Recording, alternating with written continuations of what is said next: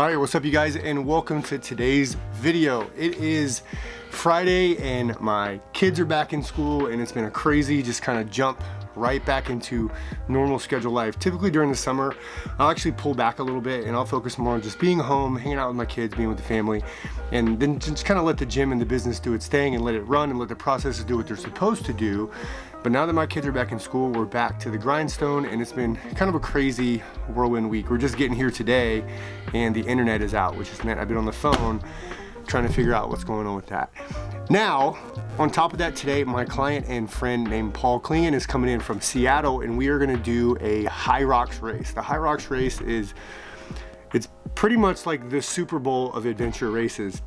It's about an hour long. It's this long endurance event that's got some CrossFit style modalities inside of it. I'm actually just kind of read it off to you so you can kind of see what it's all about. So in between, at the beginning, at the end, all of it, you're running 1,000 meters. But it starts off, you're gonna run 1,000 meters. You're gonna do a 1,000 meter ski erg. Running, we've got a sled push that's fairly heavy. Run again, sled pull. Run, you've got 50 meters of burpee broad jumps. You go for another run, 1,000 meters of rowing. You go for a run, 200 meter farmer carry. You're running, sandbag lunges at 100 meters. You're running, you're doing 100 wall balls. So as you can see, that's a pretty long endurance event. We did this, we tested it probably about 8 weeks ago, and it took me about an hour and 20 minutes. It took Paul just right around an hour. So the goal is to try to beat that today. He is gonna be going into the actual race in New York City, I believe, in about 4 weeks. So he's kind of coming through a deload, or I'm sorry, going through kind of an intensity phase, and then he'll go into a deload phase as he goes into his race. So I'm gonna be jumping in with him today, and I will record a lot of it. Again, should take us around an hour. When he gets here, we'll go through a warm up, get loose, and then we'll jump right into that thing. And then until he gets here, I'm gonna be trying to get our internet up here at the gym so that I can fully focus on that race when he gets here. So I'll be sure to show you that footage. All right, you guys, so Paul is here. We're getting loose and getting set up here. Hyrox race. Paul drove an entire hour over here to train today. Just so we can kind of get it in. I can keep eyes on him.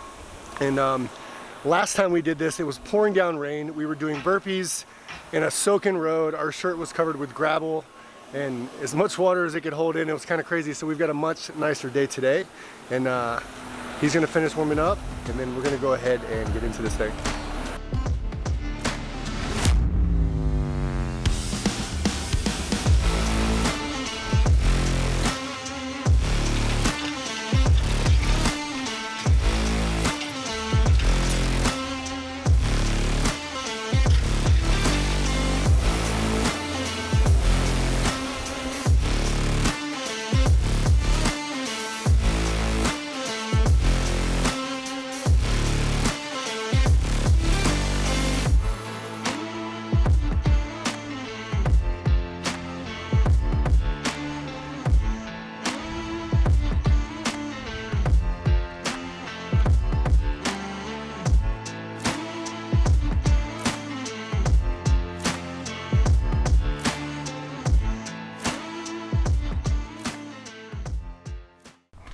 All right, we are done, all cleaned up, and it is all over with, thank goodness.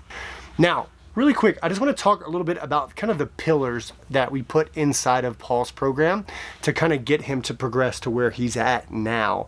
So when he came to me and he approached me and he asked me to take on like coaching him through this process, I had zero experience with coaching anybody inside of a Hyrox race. But realistically, it is just a long endurance CrossFit style event. I mean, I've had people that I've coached at the games, at the regional level. We've done tons of local competitions. I competed in CrossFit as well, so I am experienced with that sort of thing. So what I did is I really took a look at that race and what is required and some of the loading that is inside of it, and then kind of projected a plan. He came to me, we had about, we started this about 6 months ago, this build for this and this prep, and we really took our time to kind of work our way through it. So really within the first phase of his program, we worked a lot on just making sure that his upper body and his lower body were nice and strong.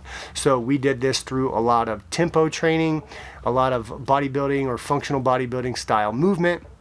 And we worked on just moving good loading at slow controlled paces just to make sure that he was to be strong enough to move these sleds when it gets time. He's already a pretty strong guy, but I just wanted to kind of put the icing on the cake there. We also worked on specifically some mixed aerobic CrossFit style conditioning to just get him used to it. Paul had just come off of running a marathon, so his aerobic ability was, pretty high, having run a marathon. So my thought behind that was like, hey, let's work on just building some capacity inside of some mixed conditioning pieces with these different modalities that we can combine, and let him to experience that a little bit while using the race elements. From there, we started to really, so a lot of times as far as like sequencing inside of programming, you'll do strength and then the conditioning piece at the bottom. As we cycled into the next phase, actually went ahead and put his conditioning first. Now, because what he is doing is going to be mostly a conditioning event, if you will, I knew that strength was going to be secondary and not primary. So we started to do conditioning first during that third phase, and allowed him to get used to actually moving something heavy after he had already conditioned after that. Then we started to take a real hard look in the next phase with his aerobic capacity inside of running. And that's pretty much what we've stuck to as we've kind of walked him into competition time. He's in a really intense phase right now. He's doing a couple different mixed aerobic pieces with some mixed CrossFit style conditioning, and he's doing a lot of longer mileage running events. Obviously not like half marathon or marathon style mileage, although he did run a half marathon the other day against coach's orders. But nonetheless, he's ready. All these different phases have got him right to where he needs to be. We're going to do a nice solid 1 to 2 week deload as we go into this, and then he's going to head to New York and be ready to roll and ready to perform. So that's kind of just like the gist, or just kind of a basic framework. Obviously a little bit more intricate for the actual programming, but that for the most part is the framework that I used in this build for him, and he's ready. I think he's going to do fantastic. I bet at the event he's actually going to be under an hour, which most people finishing under an hour at a pretty elite level as far as Hyrox is concerned right now. I think the world record is like 50 some minutes or something like that. So nonetheless, we're all done. Paul's heading back over to Seattle. We had a couple great conversations. He's also a coach and a business owner like me, so we had some great conversations before he took off.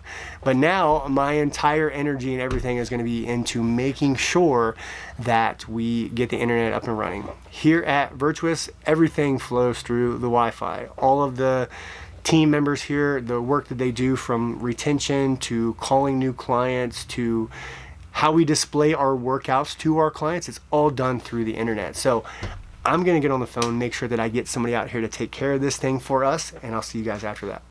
All right, so internet is fixed. Everybody can go back to doing what they need to. Come to find out, our modem had apparently fried and died overnight. I came in the other day, and one of my morning coaches was saying that she was having issues with getting connectivity with the way that take you over here. The way that our screens kind of attach to the internet, we like to display our workout so that our clients can see it, but we also play like our Spotify music through there. So she was having just trouble with connectivity inside of that, and usually the old unplug, replug back in usually helps to fix it and make things go the right way. In this particular instance, that did not happen. So coming to find out, the modem was fried, and best part about it is the technician mentioned that his wife was looking to work out, and then my team and myself jumped all over it and said, like, well, she's got to come here. Ended up getting a new lead out of it too, so she's going to be probably becoming a new member here at Virtuous as well. So it's always funny how those things kind of happen. When you believe in what you believe and you think that what you do is the best and everybody has to be there, people just flock to it, and you find yourself in many conversations where it's like, you should come here and work out. So nonetheless, that's done. I'm already starting to feel kind of tired from the workout, so I'm gonna go home and eat some lunch. Got a client call that I'm gonna take on the way, and then we're off to football for the evening.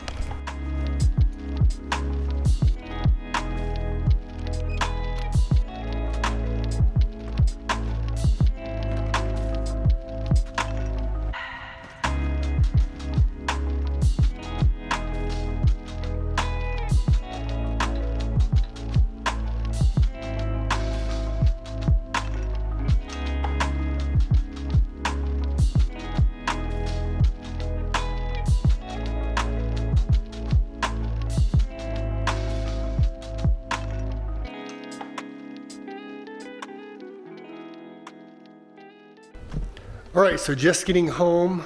The afternoon kind of took a little bit later than or a little bit longer than I expected. Completely forgot that I had an appointment with a financial advisor. I've been working on setting up a retirement for myself and my employees at Virtuous.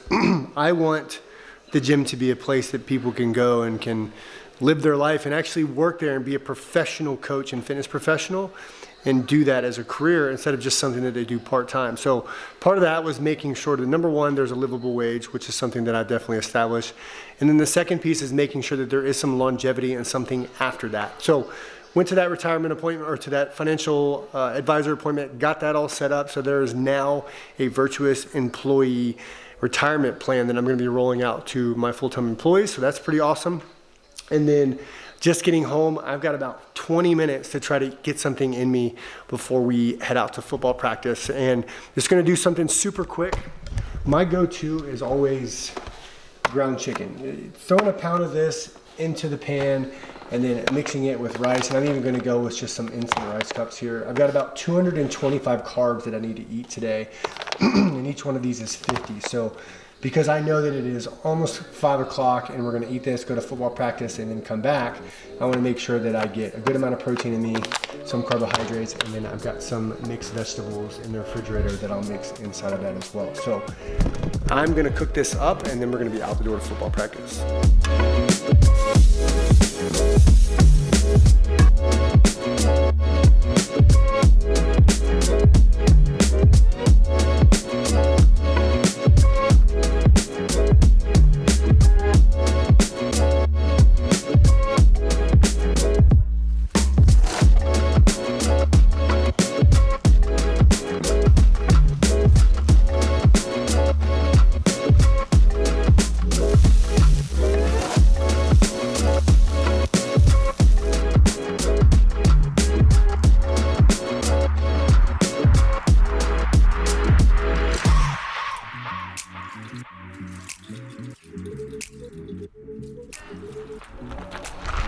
What's up? She doesn't live on base. What's up? You say what's up?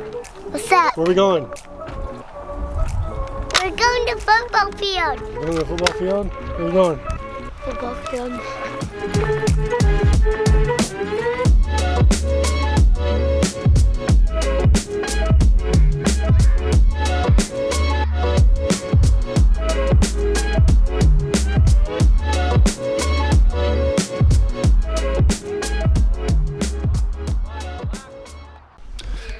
All right, so it is late. It's about 9:45. We are just getting home. We went to football practice, and then we decided we wanted to help one of our clients at Virtuous actually move into her new place. So this meant us using truck and trailer, and we kind of made a joke like we should start a moving service, just because we've been doing a lot of moving clients and helping teammates and stuff like that over the past couple weeks. But we're just getting home. Megan and I are going to make some dinner or something to feed ourselves because we've been up and at it all day long. Football practice, long workout today for me, and she is making her evening yogurt to finish the day up. But hope you guys enjoyed the video, and make sure to hit the subscribe button and then give it a thumbs up, and I'll see you in the next video.